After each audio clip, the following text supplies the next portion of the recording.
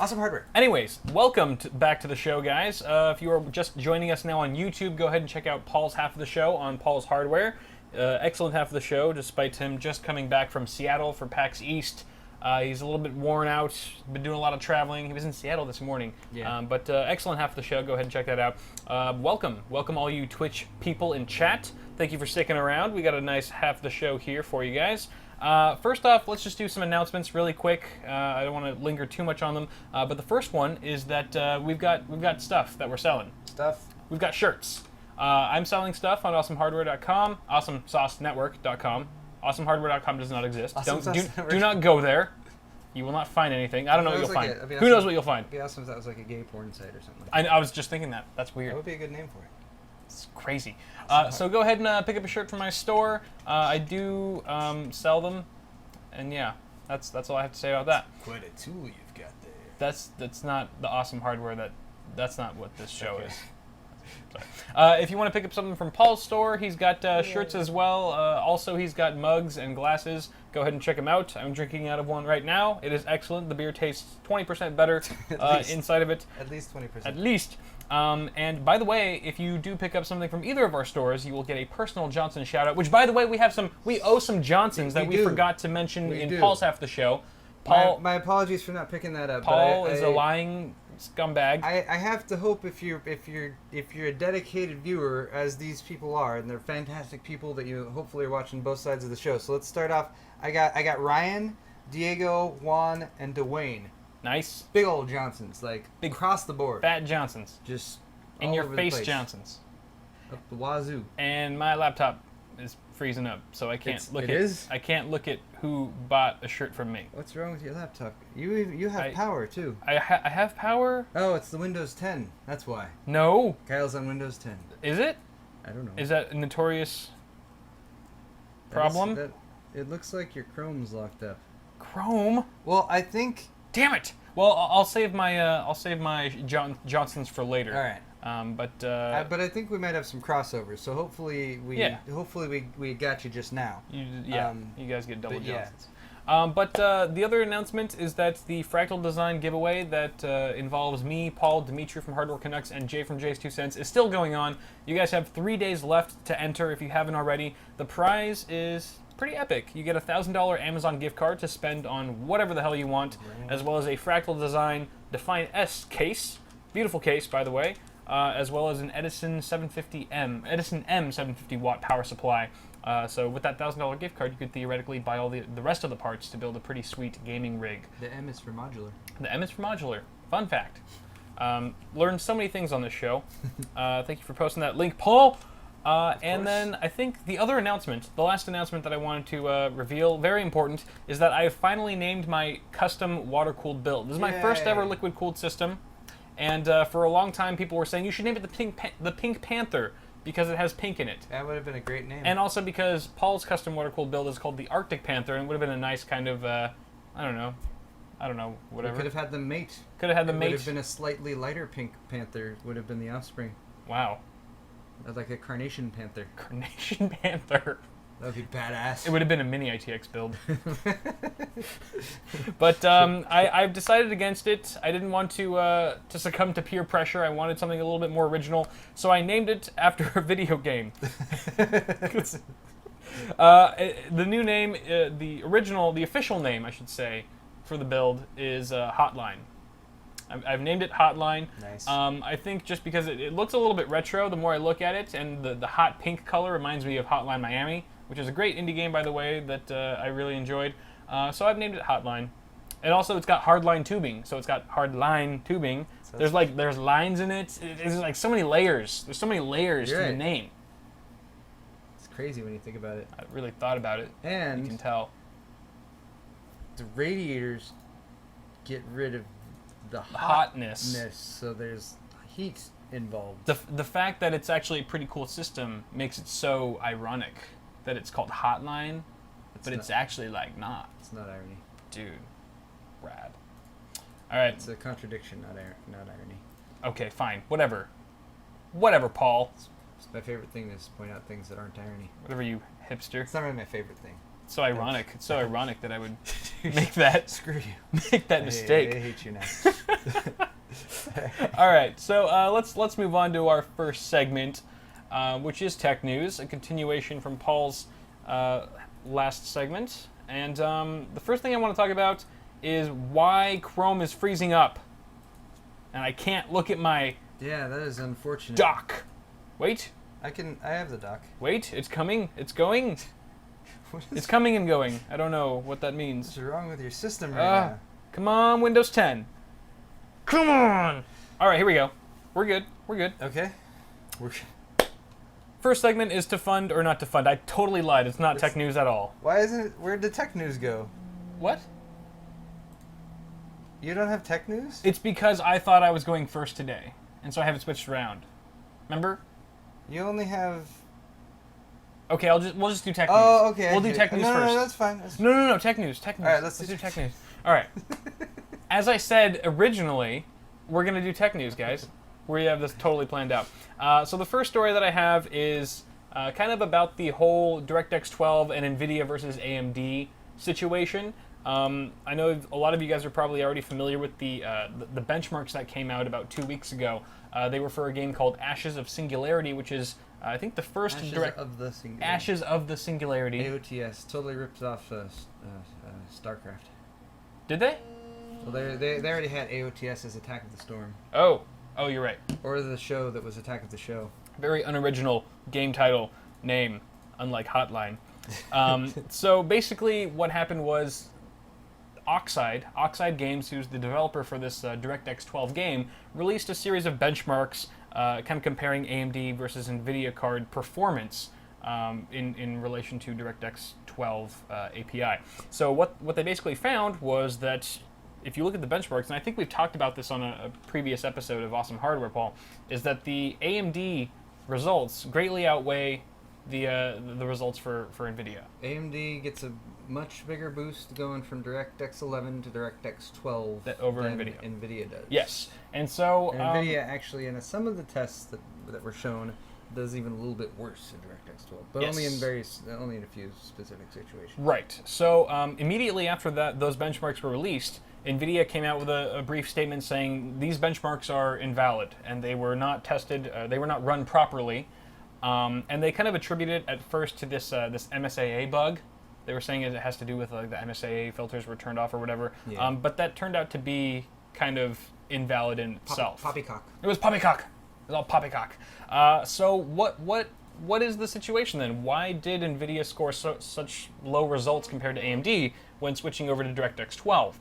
Well, there's been a lot of new findings since then because one of the game developers from Oxide, who remains anonymous, has come out with a statement basically detailing why that is. And the main reason is that Maxwell doesn't currently support what's called asynchronous compute. I see. Okay, and because it doesn't support that, and GCN architecture from AMD does, that's kind of why there's such a huge performance gap. Now, for those of you who aren't familiar with asynchronous compute, here's a really brief high-level explanation. I'm glad you put that in there. Yes. Asynchronous compute engines, or ACEs, I like to call them ACEs because it sounds cool. ACEs, bitch! ACEs. It's a standardized API-level feature. Okay, so it complements an API like DirectX 12, for example, Okay. And it's basically used to kind of maximize the efficiency of the GPU workload. So while the GPU is working on a bunch of number crunching tasks, the ACEs can actually handle other post-processing jobs, if that makes sense. So it allows work to be done by the GPU when the card is idle, for example. So if the GPU is currently waiting on the CPU to catch up, then the ACEs can process some stuff that otherwise the GPU would have to wait for the CPU. That speeds things up. It also allows tasks to be handled completely separately from the regular render workload. In a nutshell, gameplay calculations can be sent to the ACEs while the GPU is busy with other tasks. So it's essentially like multitasking in a way, and that thereby reduces latency, speeds things up. Mm-hmm. Now, the truth is, not that there was some kind of MSAA bug with NVIDIA or Maxwell or with the benchmark tests, but rather that that the NVIDIA drivers exposed asynchronous compute engine. So looking at the driver, at the NVIDIA driver, you would think that it supports asynchronous compute because it actually says in the driver, like, yep, we're supported, go for it. Okay. So, and that was confirmed by NVIDIA. And so what Oxide Games did was like, all right, well, GCN supports asynchronous compute, and NVIDIA supports async compute, so we're going to include support for that in our benchmark tests. What actually happened was when they tried to run the NVIDIA cards using async compute on their game, their DirectX 12 game, they noticed that the performance was an unmitigated disaster, and that's in quotes, on NVIDIA's side. So basically, it tanked. Maxwell did not do very well in that regard. So what's it all mean? A lot of people are saying, you know, oh, I think NVIDIA is going to get crushed this time around. By the time DirectX 12 becomes the standard, I think, you know, AMD is going to skyrocket and just leave NVIDIA in the dust. I think when it comes down to it, it's just too early to tell at this point. I think drivers have not yet matured enough to the point where they could be. And also, Ashes of the Singularity is the first DirectX 12 game that we're actually seeing results for. So there's still a lot of unknowns to be sure. But one thing is for sure is that you can expect a lot more increasing importance that's being tied to asynchronous compute, because it is one of the new big features of DirectX 12, and it's kind of a game changer. So we're going to be hearing a lot more news about how developers are optimizing their games to work with asynchronous compute, not just as an alternative or something to complement the API, but almost like how it could almost take over the entire pipeline aspect. So the way this is described here, I'm just reading over your notes here, is that Maxwell doesn't really support asynchronous compute at the bare metal level. Right. But that the driver was flubbing it and acting like it was. That's right. Exactly. There's a really important question here, and that is if the asynchronous compute support requires some type of specific hardware implementation.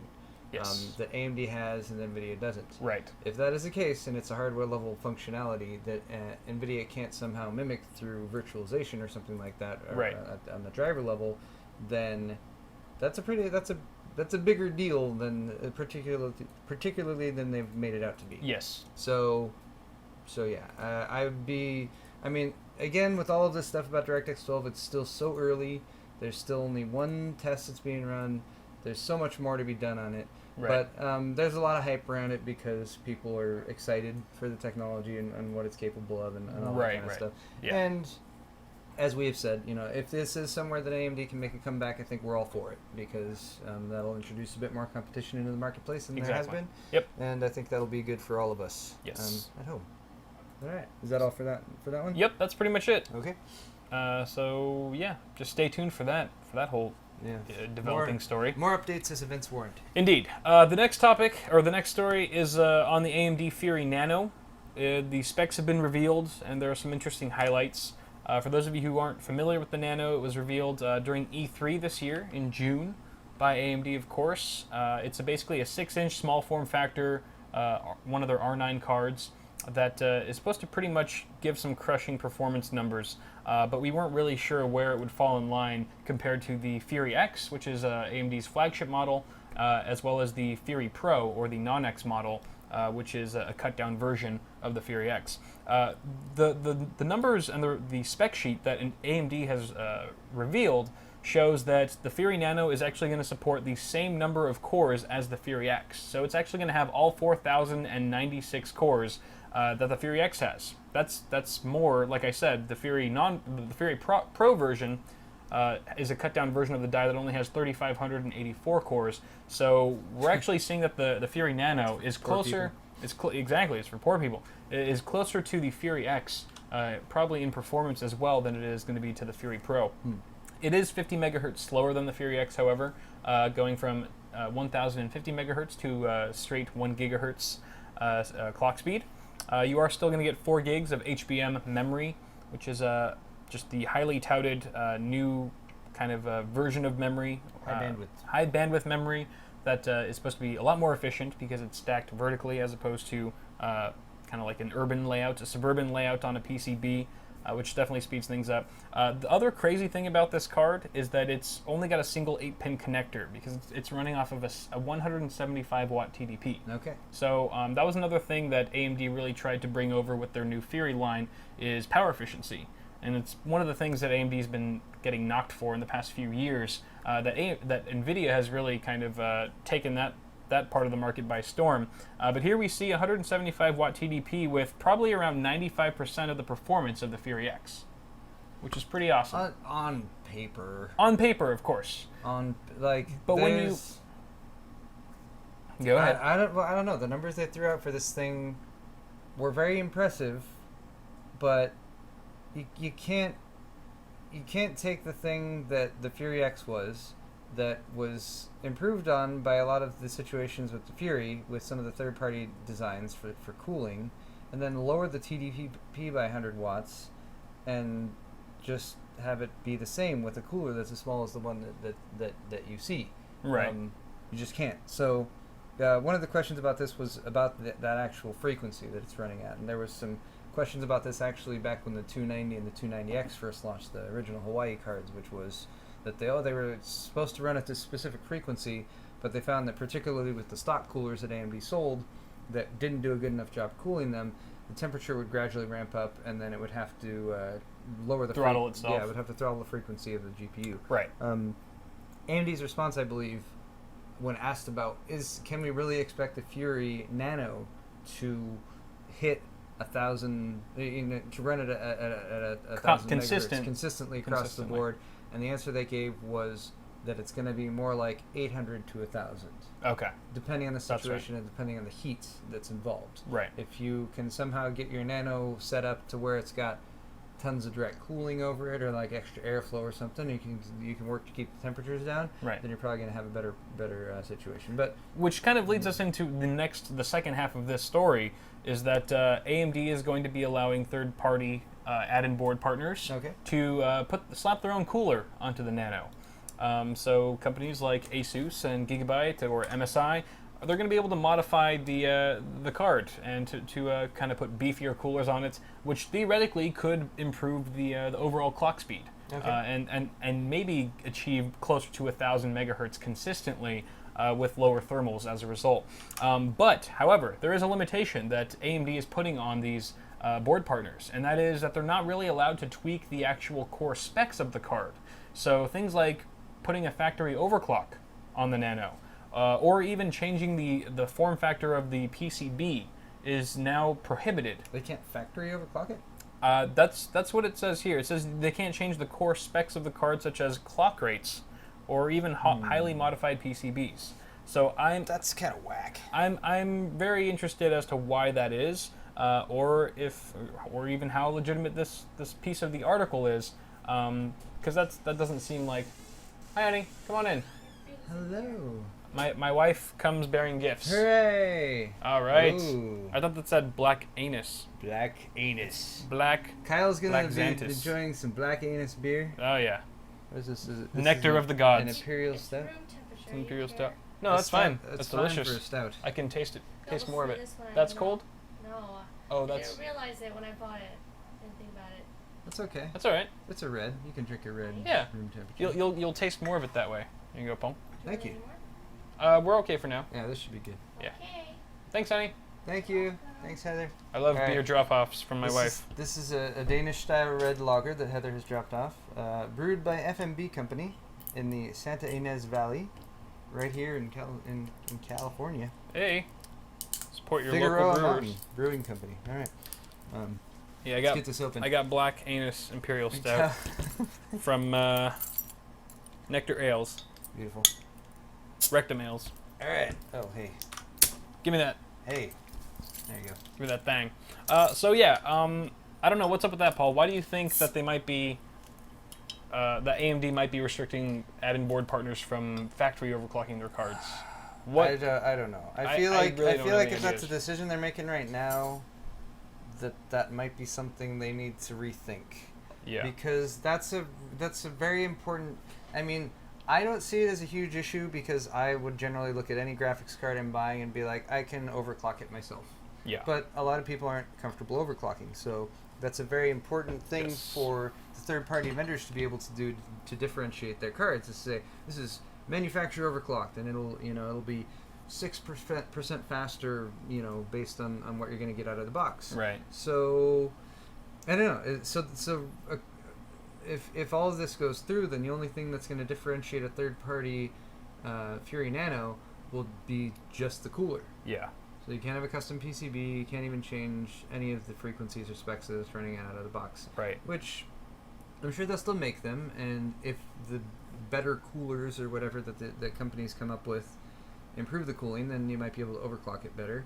But I would see the add-in board guys pushing back on this and saying like, hey, Yeah. you got to give us something to let us play around with the specs a little bit To sell and- the product, and, yeah, really. Yeah. You know, because it's whenever you guys are out there shopping for cards, and like I have card A, card B, and card C. Here are the differences between them. Like that's how people make their decisions and drill down to what they want to buy. So Right. yeah. I also thought it was kind of interesting that AMD is not letting them change the size of the PCB. I think that might be more of like the image of the Nano that they want to preserve. That makes more sense to me. That 'cause does. It's called Nano. It's Exactly. It's designed for small form factor systems Right. and stuff like Steam boxes, and there's a lot of hope, I think, on the manufacturing side that Steam box is really going to take off, or just Yes. the living room PC is going to take off more, which I hope happens as well. Yeah. And so cards like this are like, hey, you can fit this in your mini ITX chassis without any issues. Right. That's going to be a big selling I point. kind of So want to that- see. I kind of want to see a fully air-cooled Nano, Yeah. like that actually works pretty well. Wait, this is 'Cause- Nano is air cooled. Oh, you're right. I'm sorry. I'm thinking of You mean the regular Fury. Oh. I want to see a hybrid Fury X? water-cooled Fury. Now that more mini ITX cases are supporting water cooling radiators and stuff like that. I think that'd AMD be would cool. say, well, that's the point that the Fury hits. Then, if you want something bigger, you want to overclock it more, you don't care about size, then go for the Fury. I mean, for like a little powerful LAN box, yeah. make it Well, make it I make mean, it, I make it get- nano sized. Yeah, I guarantee there's going to be water blocks for it that come out, and probably, hopefully, even third-party solutions that you can drop in more easily, like the NZXT Kraken. The Kraken. The Kraken. I need to work on my pronunciation of that because people get really mad when I say Kraken. Don't The say that. Kraken. It's not What? Kraken. I know. I tried. Somebody said that. I was like, no, there's some validation for me pronouncing it wrong. And I was like, nope, I'm wrong. Makes me think of Alright. Quaker oatmeal. Okay, so that's all for that story. Moving right along, we've got another story about Google. It is not about their logo. This time it's about their autonomous car prototype hitting the streets of Austin, Texas. If you guys were familiar with the recent news that happened about a month or two ago, Google also released another autonomous vehicle into the wild in Austin, Texas, which was a Lexus SUV. Pretty luxurious stuff. But now it's kind of like this smart car looking thing. It looks like tiny. it's very tiny, and they're just going to Reminds me of a VW Bug. a little bit of a bug status, bug stylized type feel. But they're basically just going to release this onto the streets just for more testing to see how it does. There is going to be a person riding along. They will have a passenger on board, a human, Okay. just in case something goes haywire. The person's there to exchange, I don't know, insurance info with whoever rear ends them. But the place that they actually debuted this car at a child's museum, a children's museum in Austin, obviously. They wanted to show it off to the kids. So The they kids have, were, preserved children on display. I guess, preserved children have something to do with it. But I guess a lot of the kids that they were interviewing suggested an eject button, just in case some shit goes down. That's what I would suggest. I thought as that was a kid. brilliant It idea. needs an eject button I know. and wings that pop out the sides of your thigh. And a Awesome. Slurpee machine. And a Slurpee machine. And then they also interviewed the kids, asking them, what would you spend most of your time doing in a self-driving car if you had one? And I think there's a straw poll for this, Paul, that we can yes. ask you guys, the audience. There are some pre-generated answers, of course, that you can pick from. As limiting as it is, just go ahead and choose the one that you could see yourself doing. Get this over and check Again, real what would quick. you spend most of your time doing in a self-driving car? The kids who were asked said that they would spend most of their time either reading or eating tacos. Those were the two big ones. Specifically tacos. Nothing else. Not just food in general. I mean, burgers, forget about it. That, I mean, you look at that car, it's made for taco It taco is. don't want any Taco fast food friendly. burgers or any of that crap. So I thought that was kind of interesting that they're showing this car off. Watch the road. Watch awesome hardware on my phone. All right, there you go. Reading, sleeping, work stuff. Kyle, I'm disappointed. What? What do you mean? I'm disappointed. I don't know. The work stuff? Given the tone of our show and generally speaking, I feel like there were some more off-color suggestions you could have thrown into the options. I know, but we were running short on time. We'll keep things. Keep it PG. tame. There's some funny ones in there, I don't know. They're funny. They're just. but not. they're just not. What would you do in a self-driving car, I Paul? thought you must have GFAP in there, GFAP. but it's only for our longtime viewers. That would have been a trump Not. card for sure. People would definitely go for that one. So go ahead and get your votes in, guys. What would you do? What would you spend most of your time doing in a self-driving car?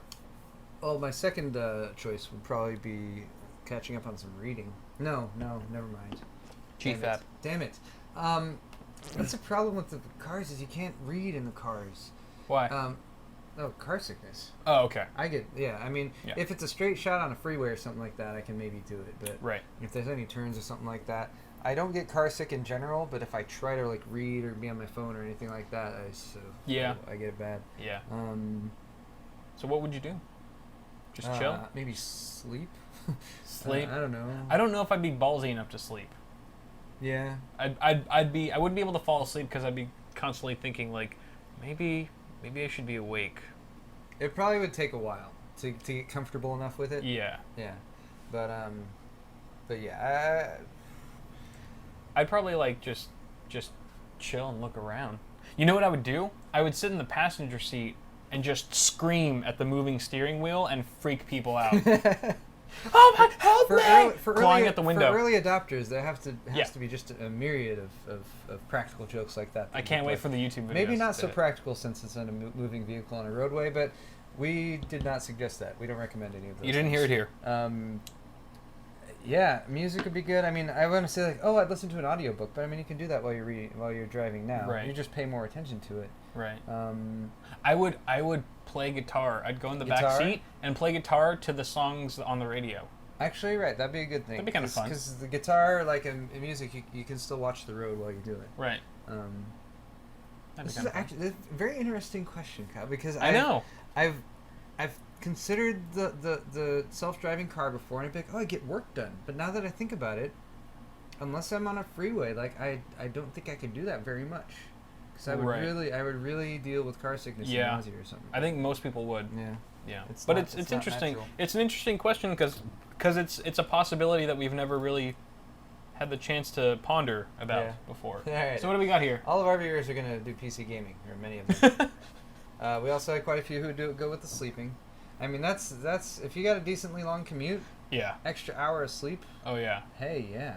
Oh, yeah. That's very nice. Watching Awesome Hardware on the phone. That's always a good choice. Strong. Even with non-self-driving. No, don't do that. Don't do that. Unless you're just listening to it, like a watching the podcast or road. something. You got plenty of people who you just don't trust the road no matter what. Okay. Only 2 people want to do work stuff. That's right. Boring. We have at least a few dedicated workers here. All right. Cool. Nice. Well, sweet. I can't Okay. wait for them to eventually become mainstream and take over the world. Me too. All right. Moving on to our next segment, we've got to fund or not to fund. That's the first one. Haven't done now, this right? one in a couple weeks, I think. Okay. The first thing that I wanted to talk about is this C1 computer case. 2 17-year-old dudes from Ireland. I don't know if they're from Ireland, but they're Irish. I don't think we have to fund or not to fund on our lower thirds. Oh, we might not. That might Alright, not be included. We'll do awesome sauce news then. Okay, sure. There's you down there. All right, thank you. That picture never gets old. I never stop hating it. All right, so what is this case? Oh no, wrong button. It's a case that is basically a DIY all-in-one computer. Okay. So I thought it was an interesting concept. While I could immediately see a few minor flaws, I think the concept is interesting to actually have an AIO, because I hate AIOs with a passion. I just think they're dumb. But if I was able to fully customize the internals and able to upgrade those regularly as I saw fit, Yeah. I think it could be a pretty cool idea and save some space on your desk at the same time. So that's what these guys had envisioned with their C1 computer case. Basically, all it is it's like, imagine a monitor stand, just the stand, with a floating box connected to it, which is where you would install all your hardware. On the back. on the back of it. And on the front is just you get some VESA mount points. So you can mount pretty much any monitor that has VESA mounting points on it to the stand. So kind of bring your own monitor and build your own system inside of this little case here. Basically what you get with this case, all kind of hardware support and whatnot, you can either do mini ITX or micro ATX, so it fits either one. This doesn't make sense. I know, so I think they're... All right, well, I'll get to that. You can fit 10.5 inch graphics cards, which I think is pretty fair. Yeah, I can fit most of them. Yep, you get two 3.5 and two 2.5 inch drive mounts. So you can put two mechanicals in there and two SSDs. Wait, quick pause. Yes. Shout out to Chaos Chunk. Shout out to Chaos Chunk. He is in chat right now, and he said hi to me at PAX, and he was fantastic. Oh, nice. It was great to meet you at PAX, man. And I should probably do a quick shout out as well. Oh yeah. To the people who bought shirts from me. Did I just derail? Including Diego. I derailed. Did you have a Diego? Did Diego buy anything from you? Oh, your Chrome is finally working. Yes, it is. I had to restart it. Diego, yes. We got a double Johnson for Diego. Johnson. Double Johnson for you, Juan. Juan, yes. Juan, thank you, Juan. Indeed. And stock depleted for that shirt. Okay. And Michael. Thank you, Michael. Michael, double Johnson. Damn, we got a lot of double Johnsons over here. Oh yeah. Thank you, Michael. Thank you guys. Really appreciate that. You're all beautiful people. Yes, you are. Okay. Now you're even more beautiful now that you're wearing our shirts. Back to this here. All right. So again, with the hardware support, mini or micro ATX, 10.5 inch GPUs, two 3.5 and two 2.5 inch drive mounts. It fits full size ATX power supplies. So that's good. It also supports low-profile CPU coolers. Of course, I'm guessing probably under 60 or 45 millimeters. They don't have a catchy video. They don't. And they also have 120 and 240 millimeter water cooling support, but only if you're using a mini ITX motherboard. If you're using micro ITX, you don't get support for either. But if you're using mini ITX, you get support for both. You could have both a 240 and a 120 installed at the same time, which is cool. It features a downward-facing I/O, so it's a rotated motherboard design. So the I/O is actually facing down, just like on most monitors, I would say. So that kind of reduces cable clutter, so they're not all hanging out the side, makes it a bit easier to route, keeps them out of the way. Again, VESA monitor mount, up to 27-inch monitors are supported. They say you could go over that, but prepare to deal with any repercussions of having an oversized monitor. And the dimensions are fairly reasonable. 446 millimeters long, 270 millimeters tall, and 122 millimeters wide. That's relatively thin. So this render here needs to figure out how to orient a graphics card. Yes. I mean, this would work with a really funky ribbon cable. That's what I'm thinking it is. But they need to just flip the card. Yeah, exactly. Flip the card, the ribbon cable would be on the right on the side, bottom. just be a little riser, and you'd have the fans facing the outside. You have some ventilation I'm sure that's something that they'll figure out. I hope so. We'll figure it out. They seem to know a decent amount about what people are looking for. Yeah. But you'd also need to add some ventilation in the side panel right here. Yes, exactly. So exactly. That's I highly doubt that might be the final. They're just renders, they're prototype images and whatnot. Yeah. So yeah, what I'm curious about is why not just make this mini ITX? Because maybe they want to hit a wider market with the given form factor, with the given size of the actual chassis. It doesn't look like you can fit a second GPU in there. So I'm wondering, is micro ATX maybe overkill, and how much wider or heavier or thicker is that going to make the overall? I don't know. I think a mini ITX solution for me, because I would feel like I would put a mini ITX in this, because I'm thinking LAN parties, I'm thinking travel, going to CES and bringing an editing station. Having this would be ideal. You don't have to bring a separate monitor and a separate PC. It has a carrying handle. You can just go ahead and lift it up. But mini ITX would make things a little bit lighter. Of course, I would still include full-size ATX power supplies. I think that's a good feature, because SFX power supplies are not nearly as common, and they can get a bit pricey, especially if you're going for something more modular, things like that. I think the retail price, the estimated retail price for what these guys are going for is fairly reasonable, $150. I think it's unique enough, and $150 isn't going to completely break the bank. If it was $200, I'd say that's a little overpriced. But for what it is, I think if it works well, 150 could be fair. Their campaign goal is set at a modest $2,000. Okay. I don't know how much they're hoping to accomplish with $2,000, but hopefully they Just get funded some raw more than metal. Maybe they have the machining tools already. They just need metal. that. Yes, they just need the raw materials. That's machine. right. So I kind of look forward to see where this goes, because I haven't really seen much like it, and who knows? It might make for a good review video. Closest thing I've seen to this is a case that came through when we were still at Newegg, and I absolutely hated it because it was a case. It was a case with I know which one you're talking a about. monitor on the side of it. Was it MSI? No, it was some random. Oh, you're right. It was stupid something company. else.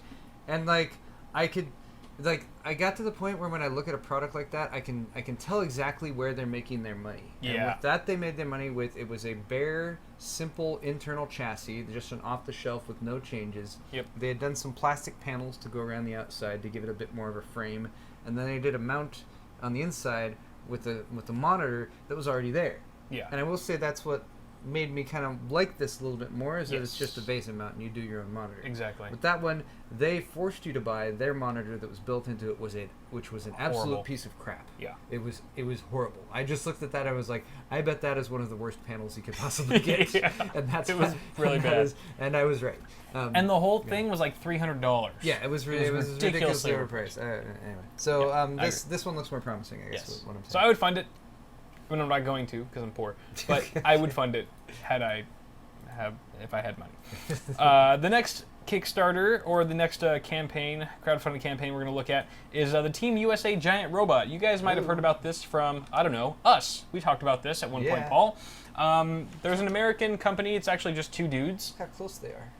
Two dudes from America had this dream to make a giant robot, so they did. And then once they made it, they were like, we're going to challenge Japan to a giant robot duel, because who doesn't want to see that? And also Japan, obviously they have a giant robot because they're Japan. Yeah. And of course they probably have lots of accepted- them. They got tons. But they challenged a specific Japanese robot called Kurata. Kurata. And we've talked about this on a long time ago. I think on an episode of Yoked when we still worked at Newegg, we talked about Kurata Yeah. like 3-4 years ago. So this has been a long time coming, I guess. But basically you've got the MK2, which is the American robot.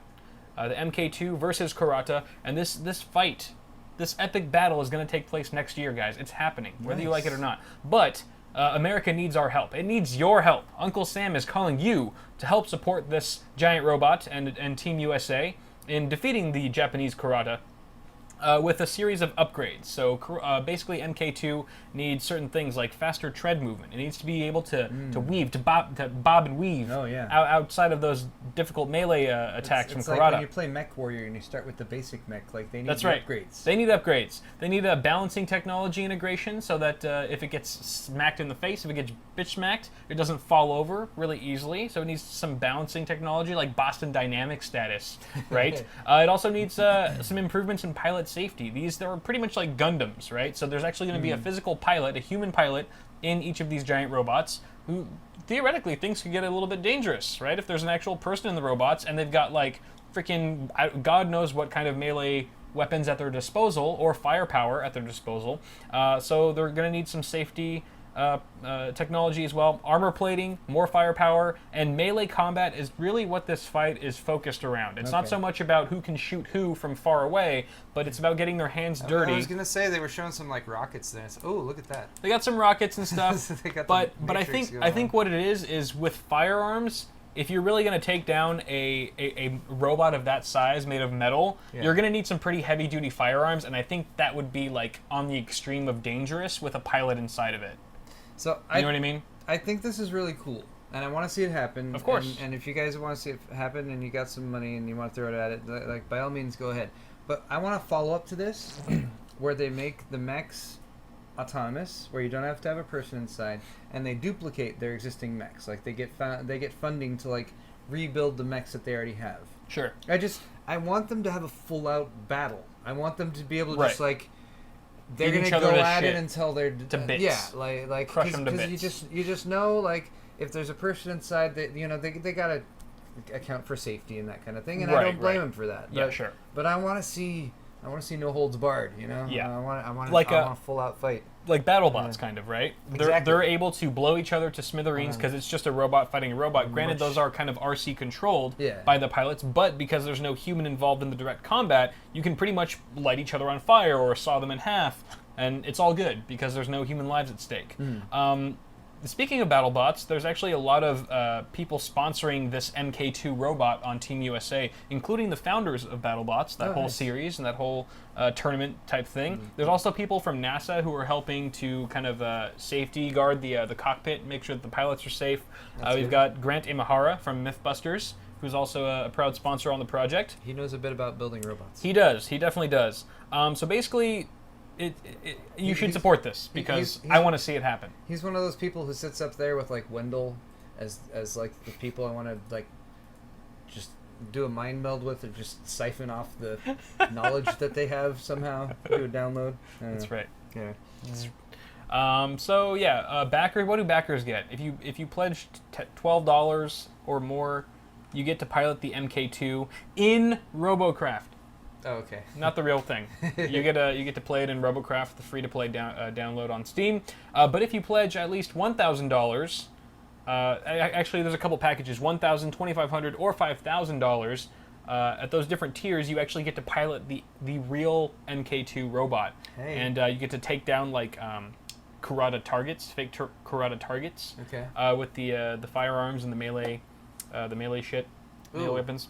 I didn't scroll down to this, but this is their example of the $50,000 melee combat capability with a high-performance track base. Yes, so they actually have a guy who works for the military on this project who makes treads for tanks and shit.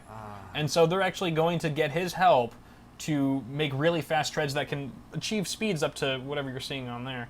That's pretty badass. Which is pretty nuts. Yeah. And look at $750,000. They're going to do modular melee and ranged option. Yeah, some of these. I mean, I don't know about the punching glove. I don't know how the boxing glove. I don't know how much that's going to achieve. Yeah. But if you scroll down or up, I don't know. Maybe if you scroll down, there's a rendered image of the robot where it's got like a giant chainsaw on his arm. So I'm hoping for the I'm rooting for the giant chainsaw right there. Oh, there we go. I hope the giant chainsaw happens. That would be awesome. I want to see that. I don't know what the other thing on there. Maybe it's a flamethrower, like Paul said. I like how it's smoking a cigar in this. It this is. Image too. I think they labeled this picture as the most American poster ever made, which is very true. A very American poster. Yes, it is. Although the pictures of the dudes aren't, they're close follow-ups. that is very true. So Megabots is the name of the company of the American dudes who are making this thing. I like the pretty cool shirt too. There. That's a pretty cool shirt. I kind of want that. Shirt has a chainsaw. It does. And the cigar. Is it a chainsaw though? Is it?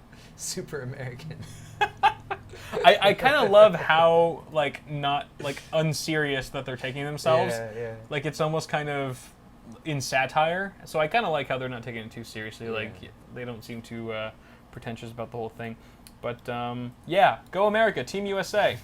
I think from looking from the pictures and stuff, and honestly, I think this is it's a risky move in a way because I feel like they might be.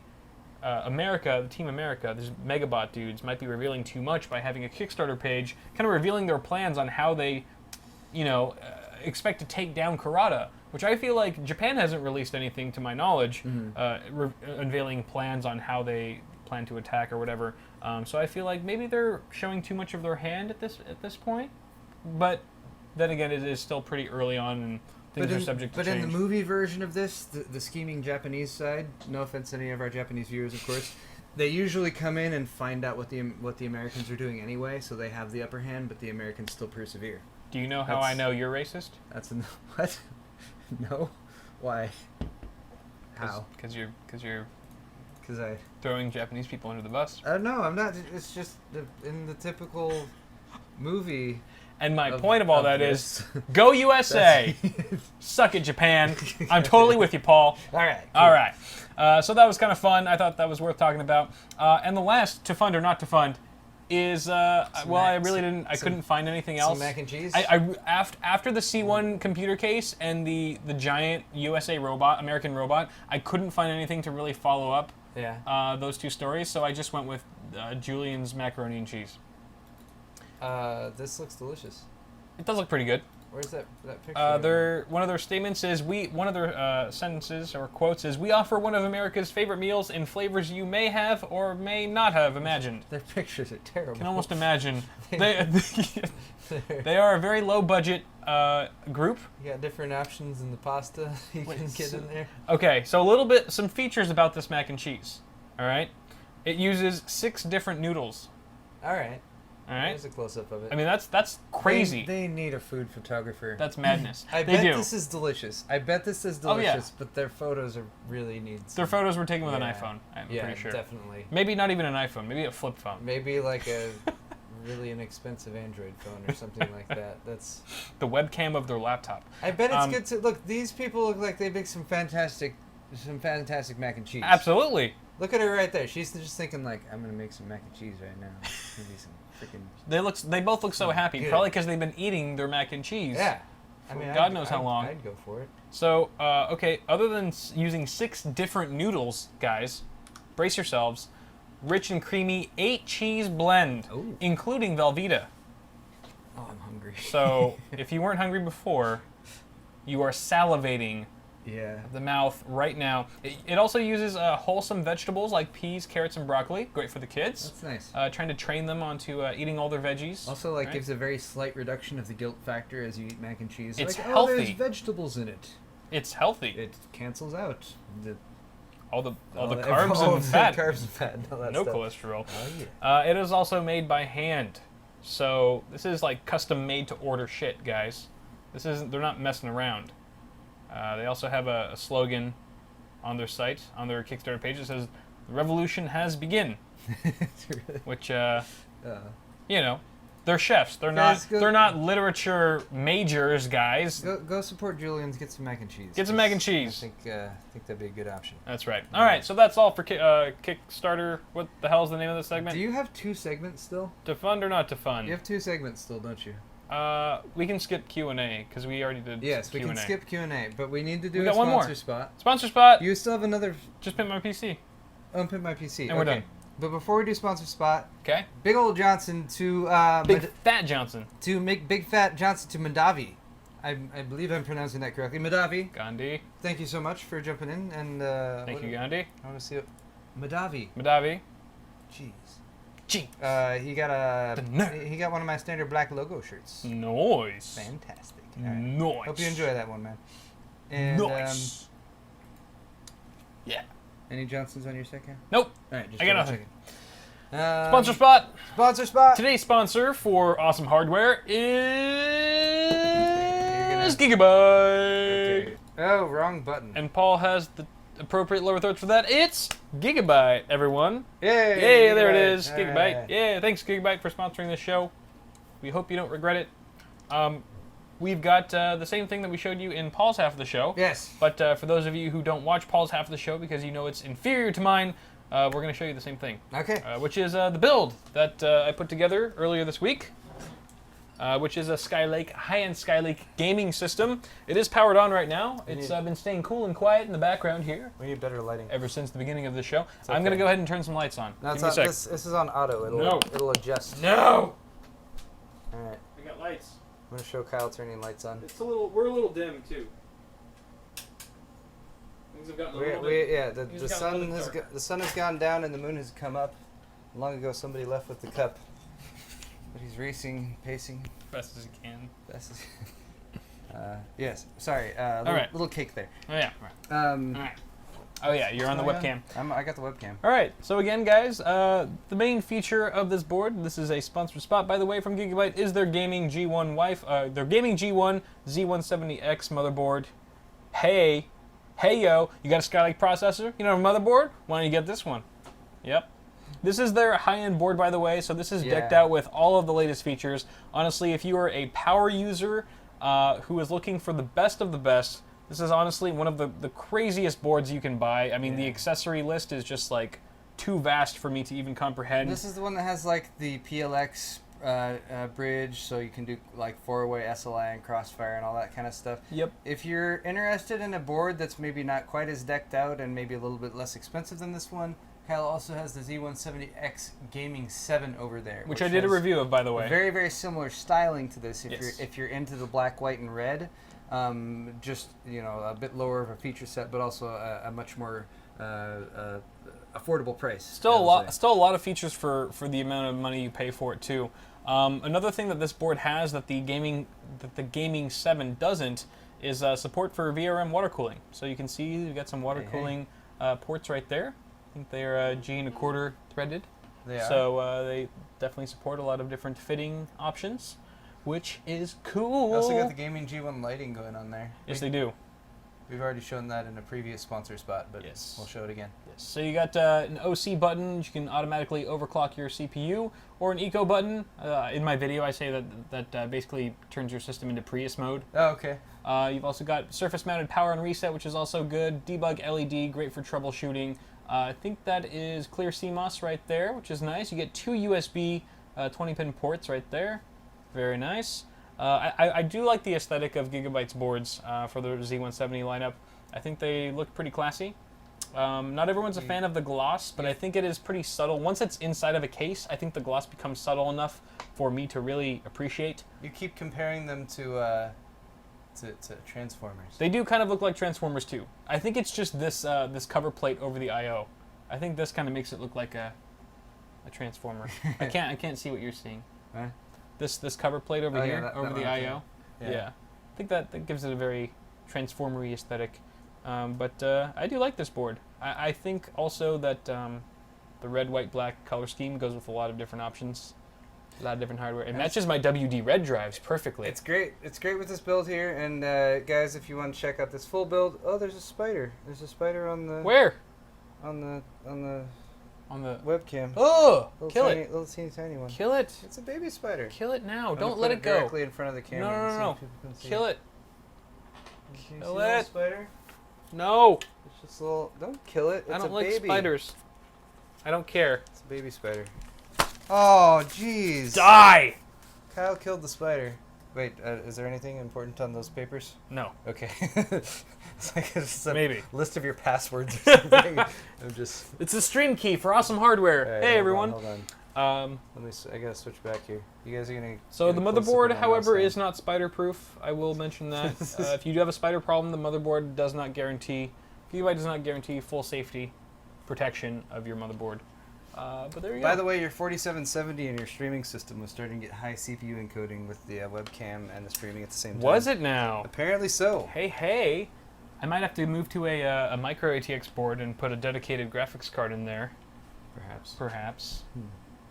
Okay, so Offset some of that. that's all for the sponsor spot. All right. Thank you, Gigabyte, for sponsoring our show. Oh yeah, thanks Gigabyte. And then the now- last segment that we have is PIMP PC. MIBC. It has returned. Wait. Oh, we're so much There it is. much more well lit. Gotta get rid now. of Come on, Paul. Where'd the news go? Come on, Paul. Oh, It's there. News is right there. It's Pimp My PC, Hey, the PIMP blatant PC. ripoff segment from Matt Philly's Pimp My Set. Go ahead and check him out at Splashing TV on YouTube. But this is our segment that we totally did not copy at all, even though that's what I just said.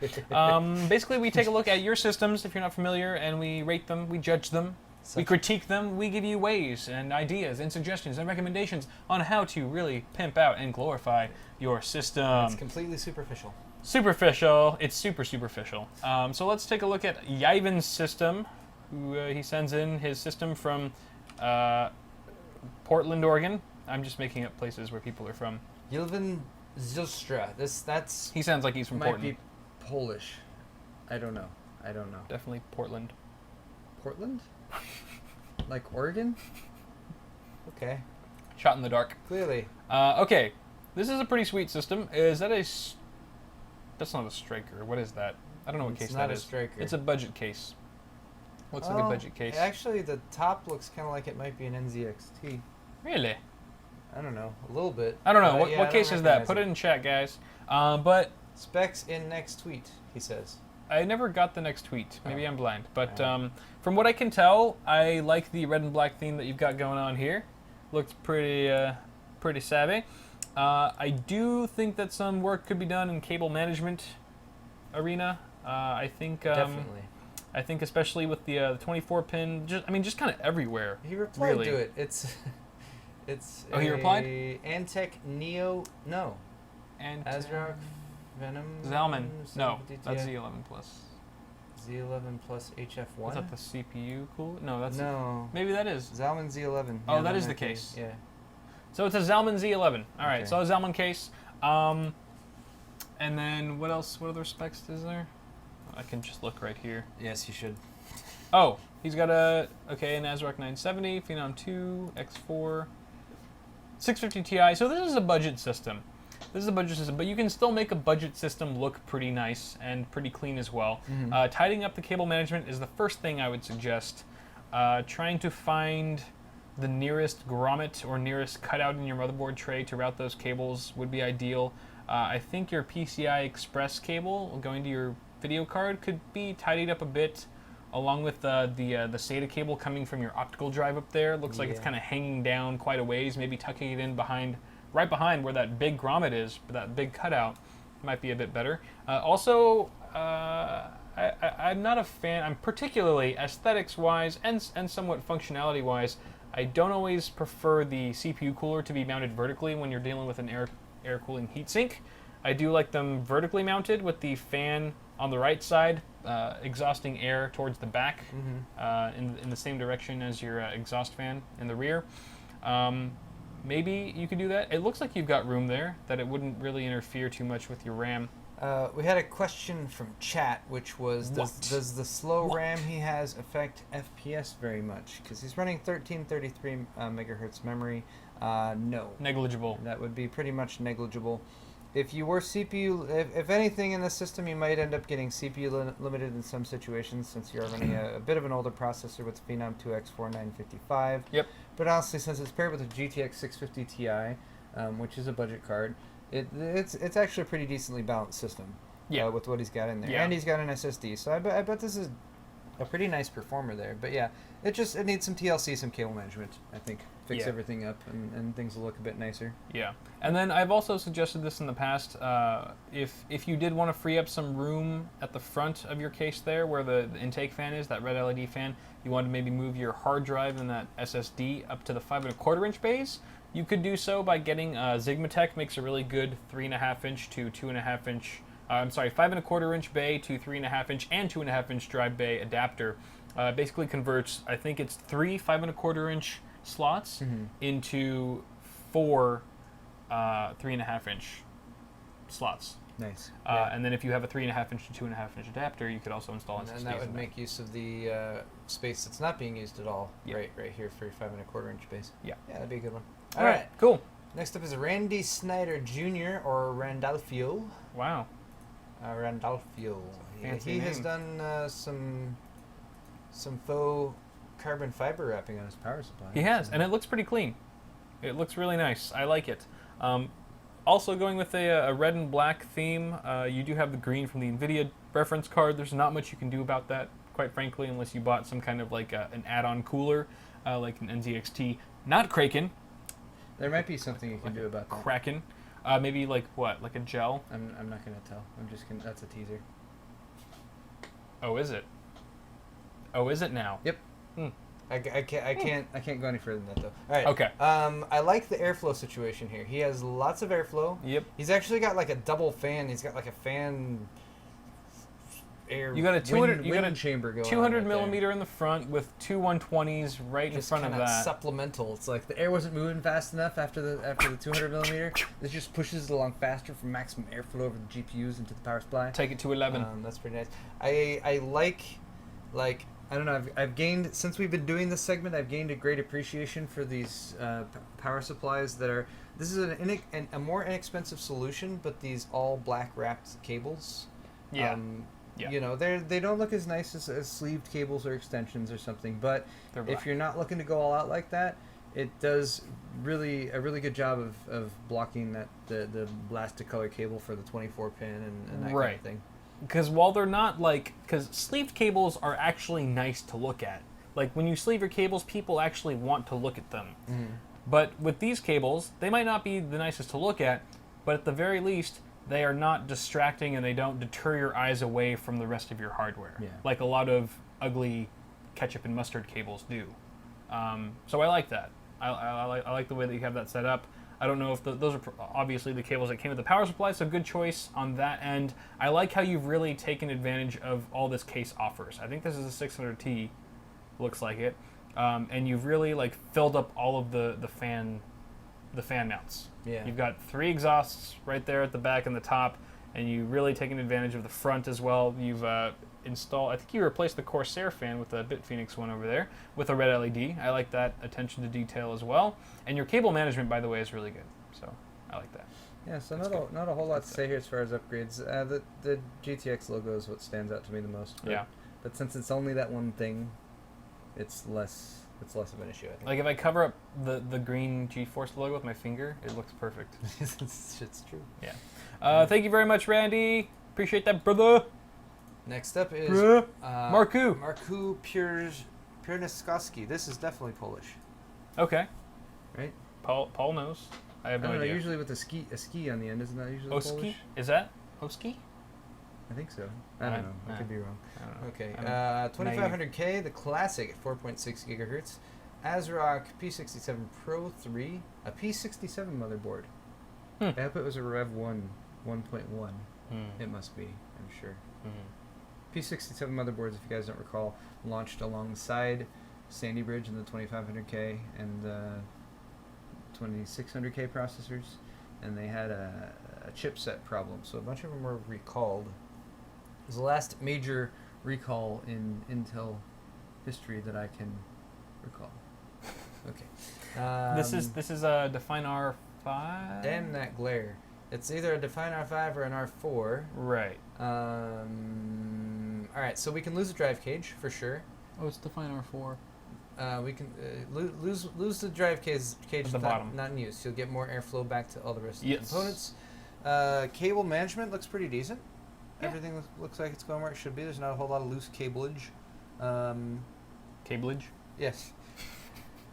The Seasonic power supply label stands out. Yeah. But excellent choice in power supply. Seasonic does a fantastic job with theirs. And it's a GTX, maybe a 980, I think, SSC. I think is the graphics card that he's working with there. Oh wait, oh, it's a 960. I'm sorry. Yeah. 960 SSC, which is in big letters right above the picture, which I totally picked up on. All right. I want to say get rid of them red SATA cables. Yeah. There's no other red going on. Right. That'll keep everything more clean, black and white. Red SATA cables and the yellow label on the Seasonic, and you'll get things blending in a bit more. I think there's some blue accents on the motherboard that you're going to do less about. But if you get the red and the yellow out of there, then the blue will be...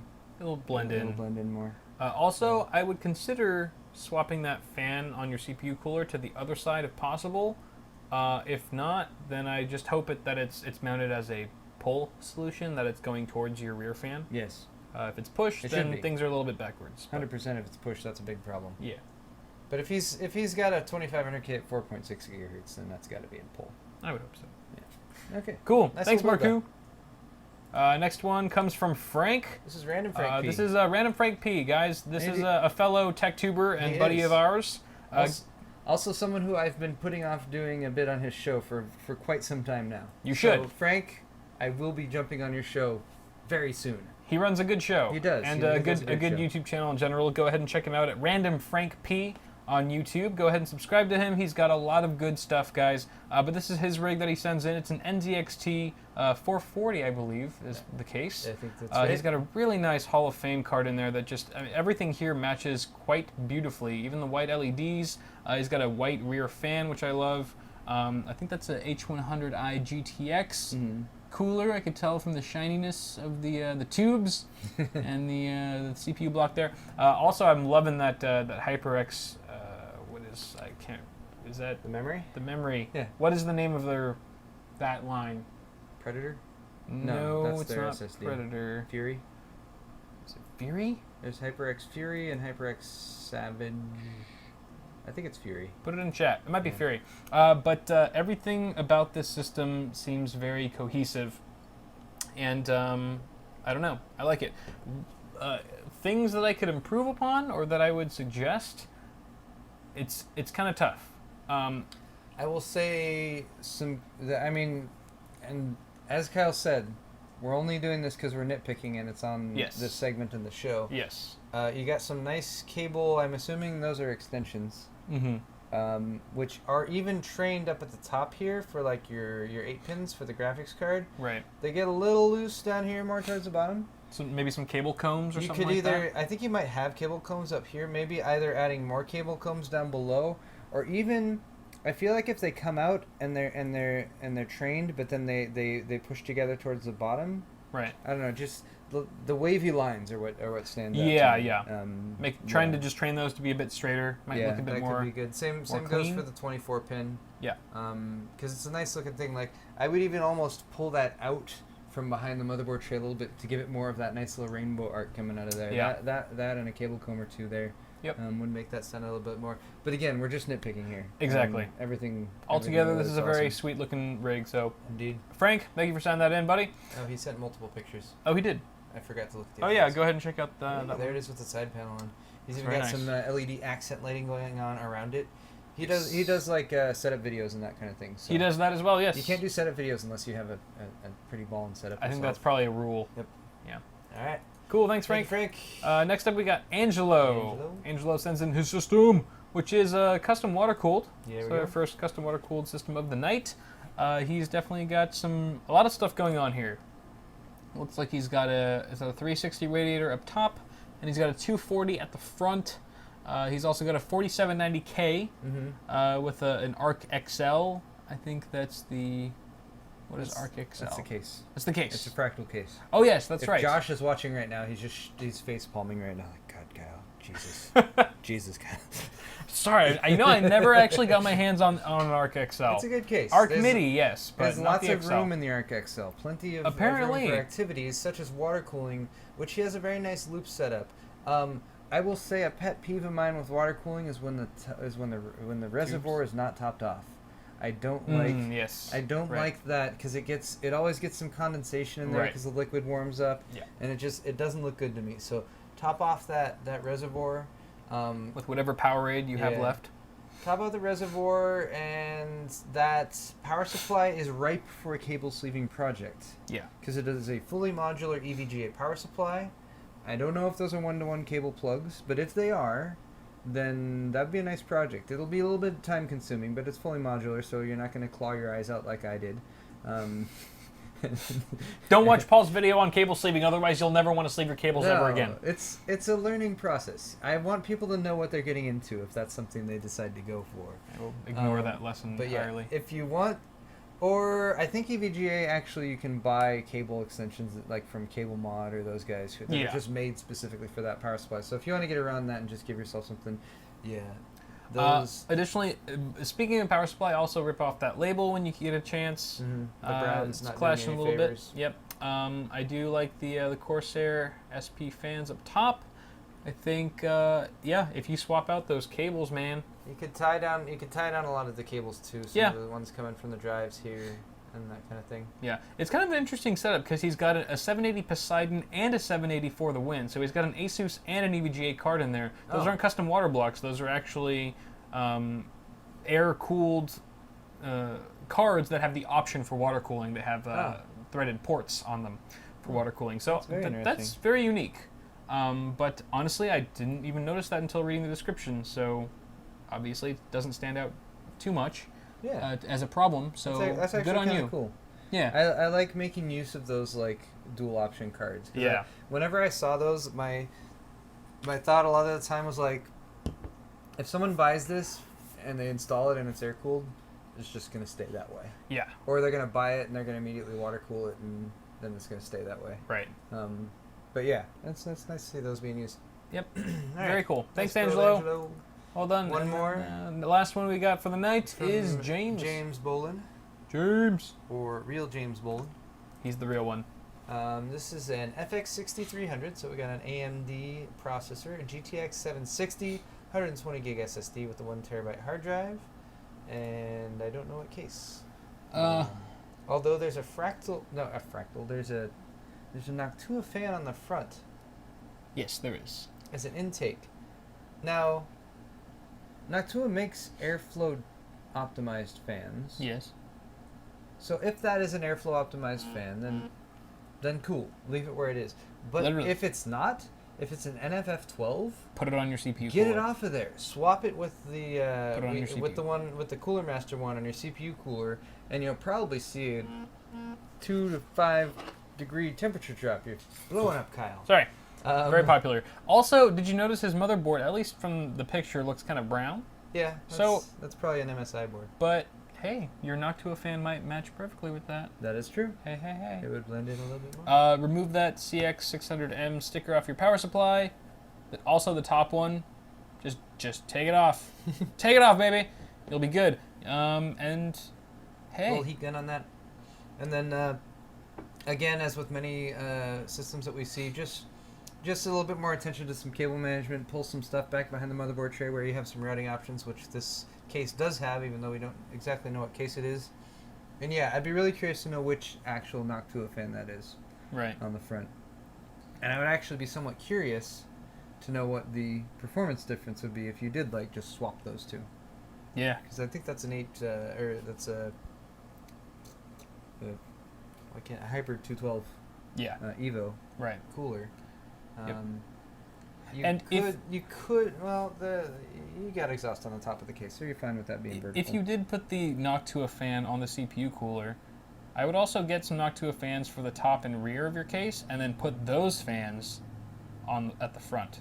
Because chances are, if this case has a side panel window, you won't be able to see the front quite as easily. So it won't really matter if those fans are at the front. Okay. But thanks, James. Thank you, James. It's a nice looking system. It is. I do like it. And that's pretty much going to conclude that segment, as well as this half of Awesome Hardware, which concludes the entire episode. It's so many conclusions right now. So many. I cannot even begin to conclude further.